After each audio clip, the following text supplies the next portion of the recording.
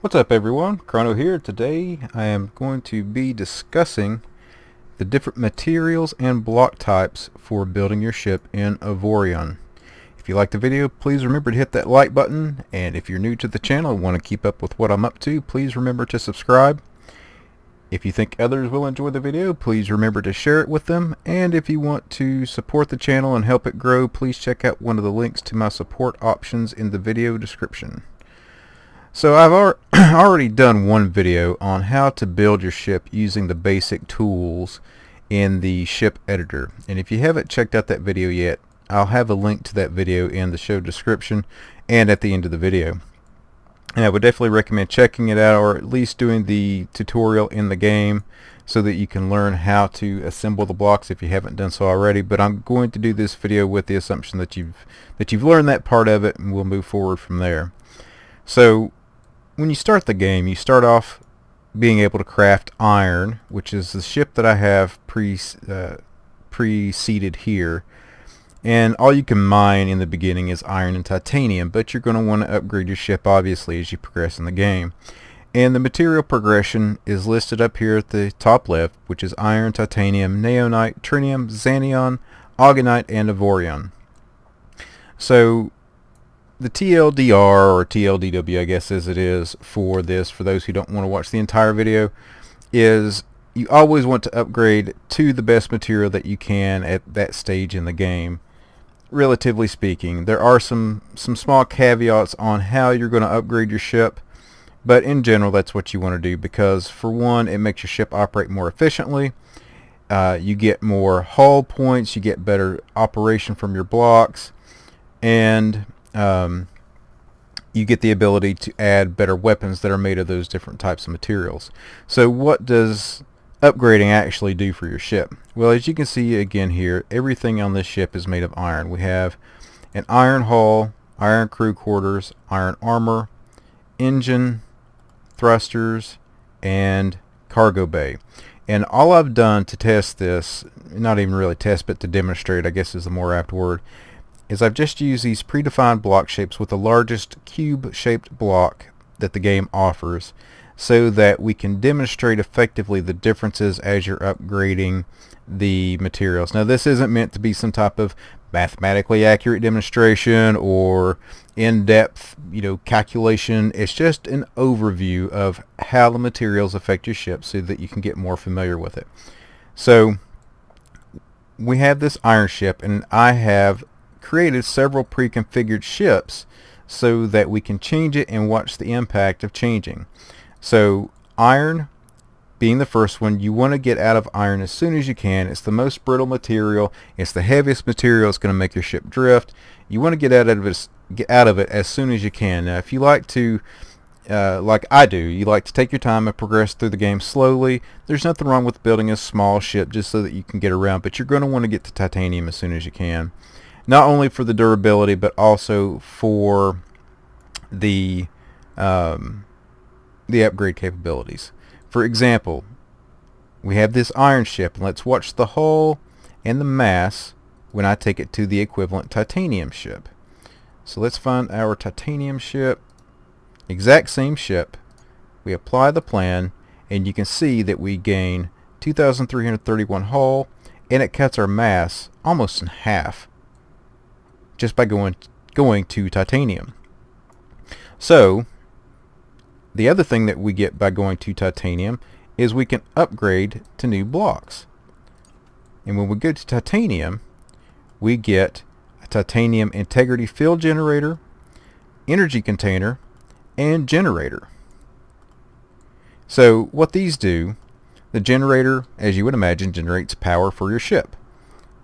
The energy container stores energy, and the integrity field generator puts a damage buffer on the blocks in that integrity generator's vicinity. So you could place these in different parts of your ship, and it will give you a damage buffer on the blocks. Now, it's not like a shield in that it prevents all damage. Effectively, what the integrity generator will do is You'll still take hit point damage on your ship, but the block will not get destroyed, or the blocks within its radius will not get destroyed until the strength of the field generator is depleted. It sounds a little weird, but you can think of it as like a secondary buffer. It will help against things like collision damage or ballistic weapons, things of that nature. So a good second layer to have, good to have early on. It's not necessary, but it's good practice to put them in my opinion. So anyway, we can see if we take out this generator, if we watch our power output, it plummets.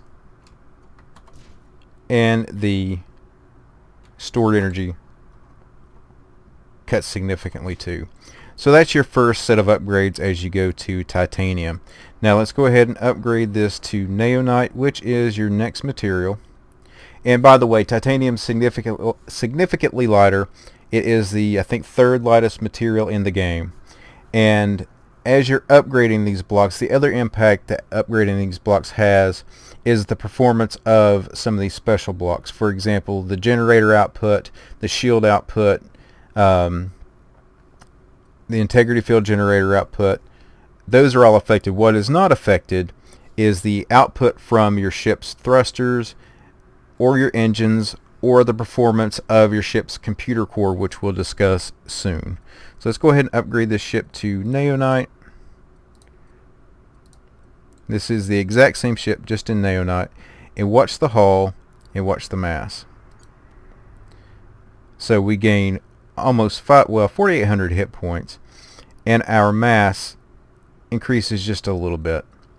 So Naonite is heavier than Trinium, but you get some more performance out of your ship and more hit points.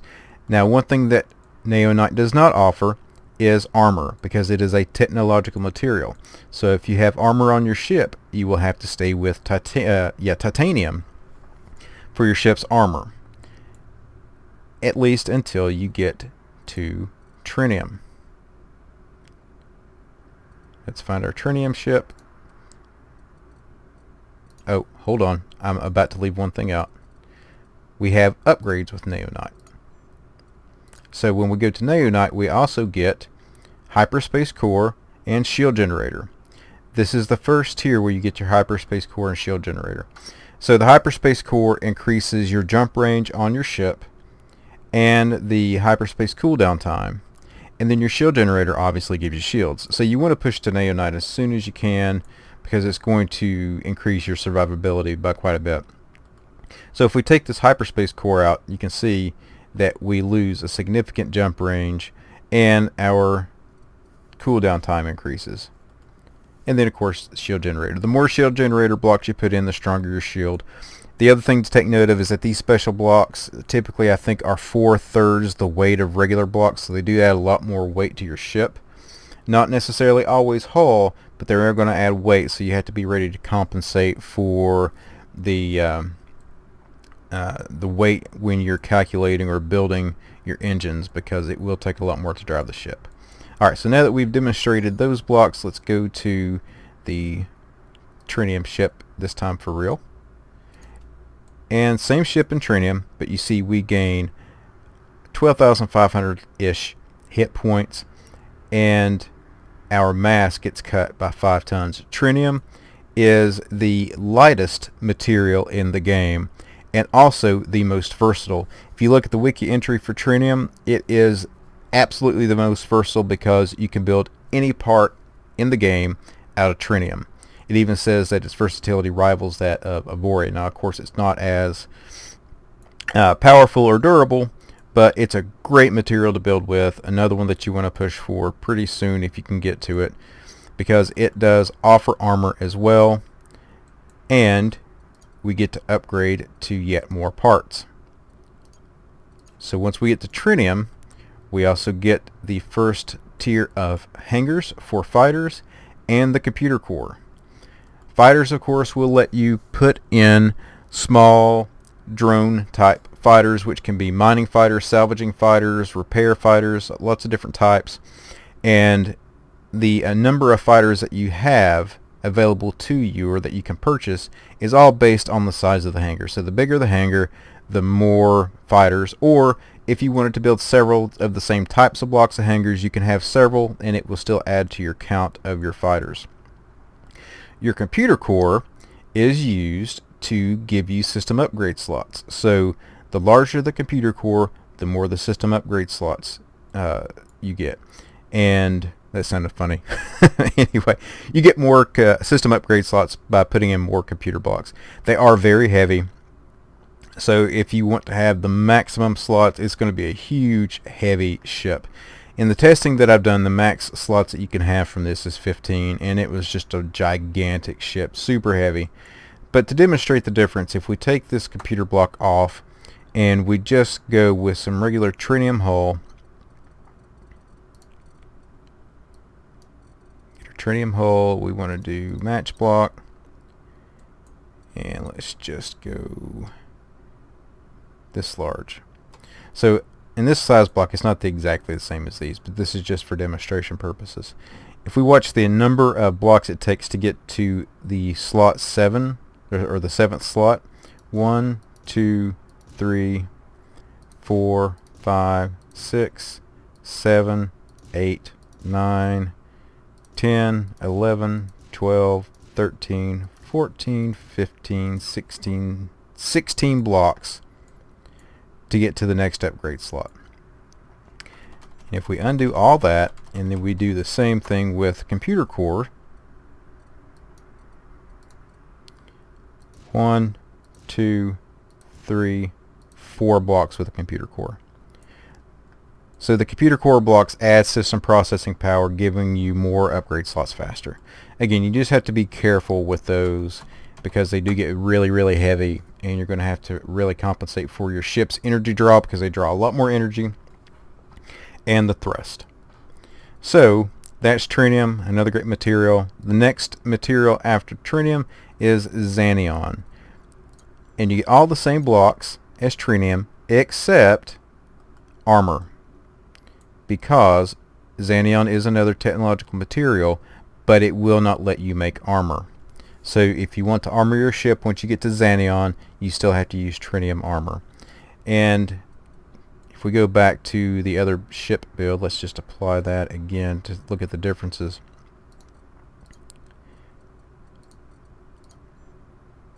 Whoops. You can see the difference. We gain 5,000 hull, and it's slightly heavier than Trinium.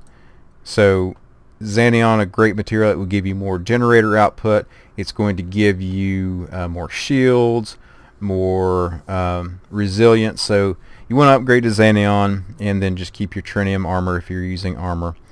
So let's go back to the Zanion. We've got Zanion back, and now let's go to the next material, which is Augenite. Find Augenite. Alright, so Augenite. Augenite is a high durability material, but it's also a very high weight material. You can see we gain a significant amount of hit points, but we also gain a significant amount of weight.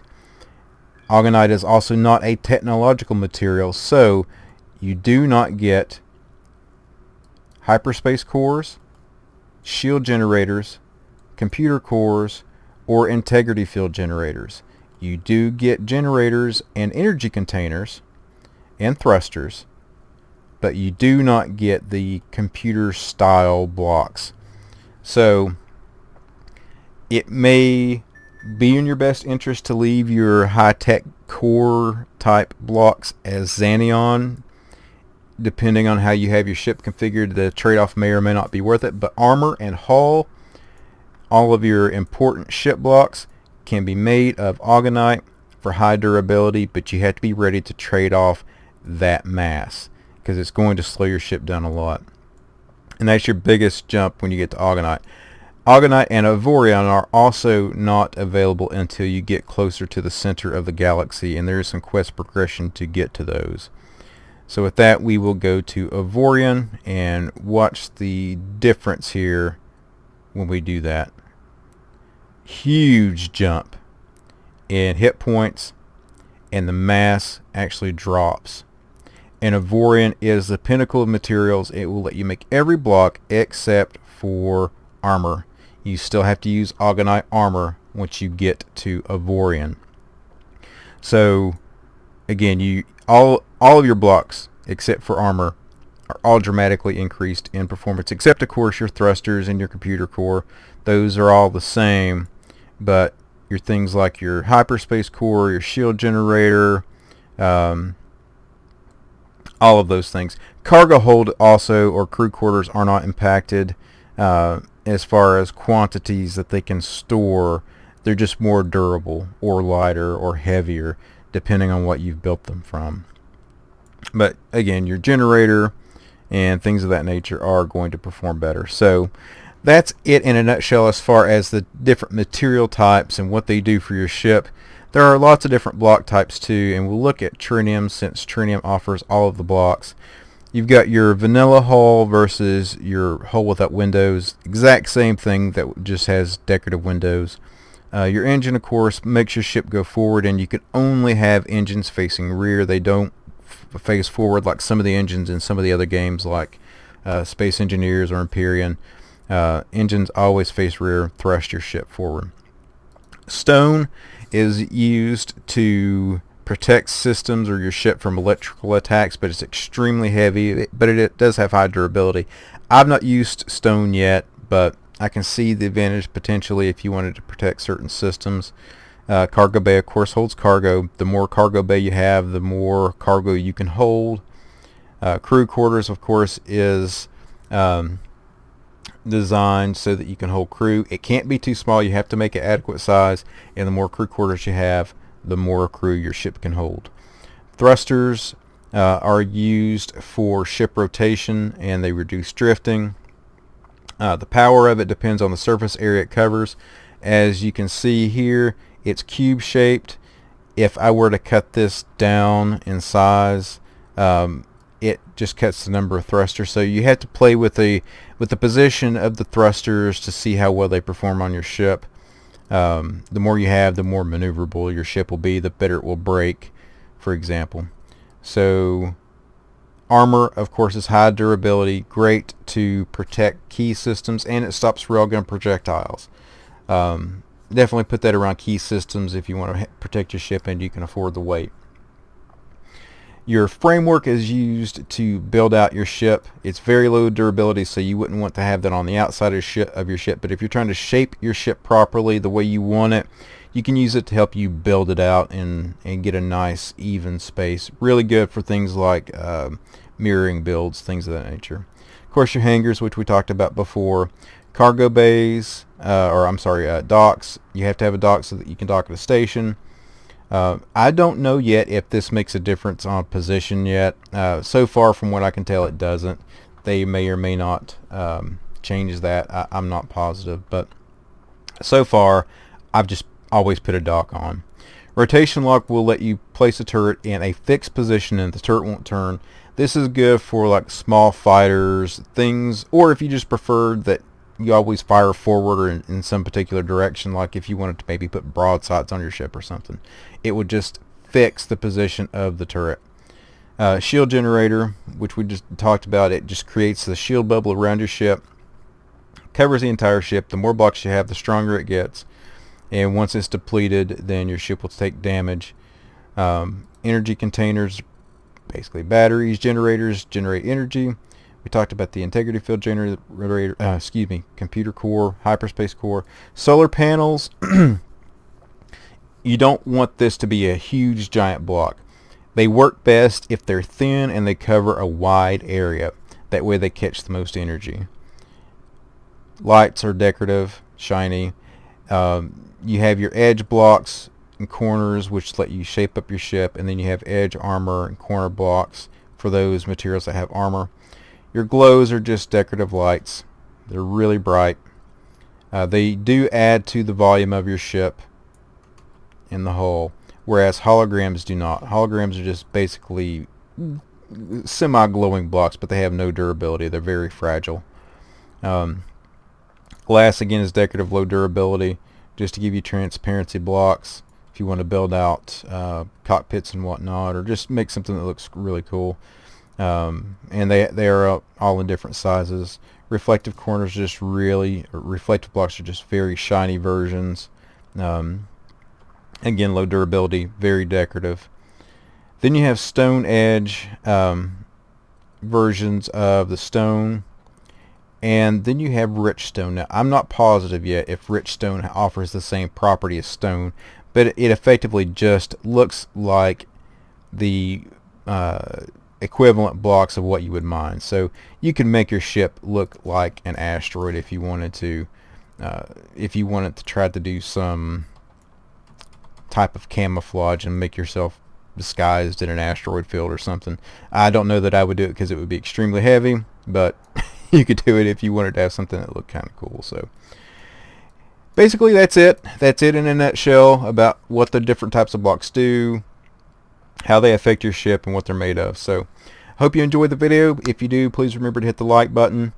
Share it with others if you think they'll enjoy it.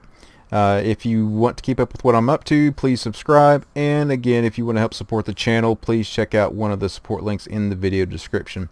Thanks, and hope to see you in the next one.